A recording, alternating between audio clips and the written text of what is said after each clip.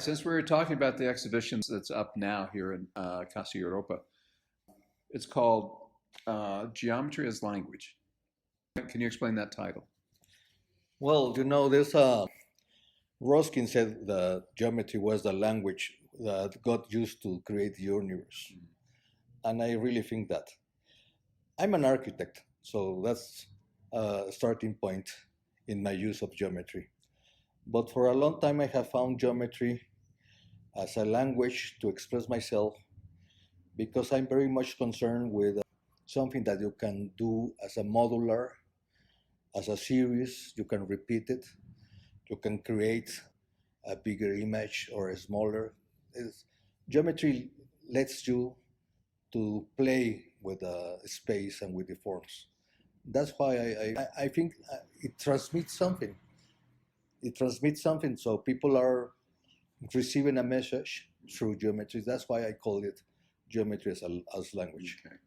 So language in this case means communication. Exactly. Okay. Art is communication. So there's no case in doing art if you're not going to communicate. Mm-hmm. Okay. Are these recent works, all of these, or did you gather recent and older works to put this show together? Now, all these works are very recent. I guess no more than eight months, something like that. Mm-hmm. I'm presenting two series. A series called the San Miguel series, which is done on cardboard, and that is my way of expressing me as an artist living in San Miguel. And the other series is called Signals, and is wood, and they're more conceptual. But the Signal series is very recent. I guess it's 2-3 months ago that I started doing this. We talked about this a few minutes ago, but how did you come to realize the geometric components of cardboard? How did you come to use that as a material? I find my cardboard as a material. A very pragmatic answer is because of price.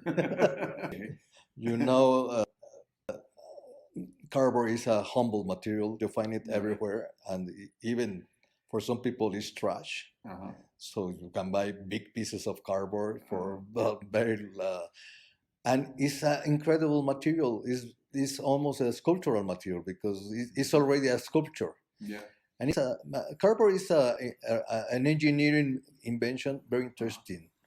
It has a lot of strength, and you can play with it, and you can cut it and whatever you want to do it, and it's still a good material. So, and this is not so new. Picasso was one of the first artists to use cardboard, so it has 100 years in use it in art. So it's not so new. Okay. So you're not the first. I'm not the first. Okay. I didn't see any of your older works. And so if we're looking back, you've been an artist for 30, 40 years? Maybe more. Maybe more? 50 okay. years. All right. I don't want to date you. But I'm wondering how as I said, I haven't seen your earlier work. So I'm wondering what the trajectory has been and the transformation over time. Did you start out doing figurative art, or was it always very abstract and geometric? No, I started as a surrealist, indeed, which is a little worse than being figurative.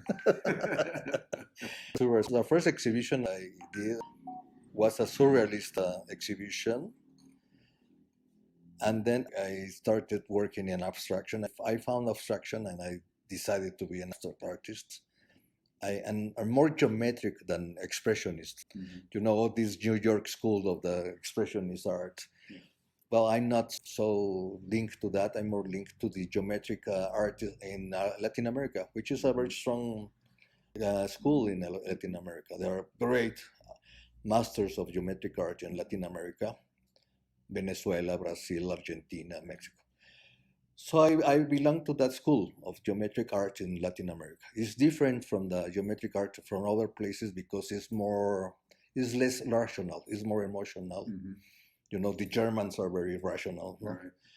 And no, this is more like a mix of West with indigenous sculpture, which gives a vivid, more playful geometric art. So that's my school, and I've been doing that for all my career. Indeed, it's interesting because there's like a rotation. I did something 20 years ago, I left it, and then I'm recovering again. So it's like a circle. I go back and forth, and I like that. Okay. These, for example, were done as part of a series? Yes, I Okay. always work in series. Uh-huh. And that gives me the possibility to explore all what I can say with a series. Mhm. I finish a series when I think there's no more to give or to say. Mhm. And but that gives me like the possibility to work like 40, 50 paint artworks in the same series. And I always do that.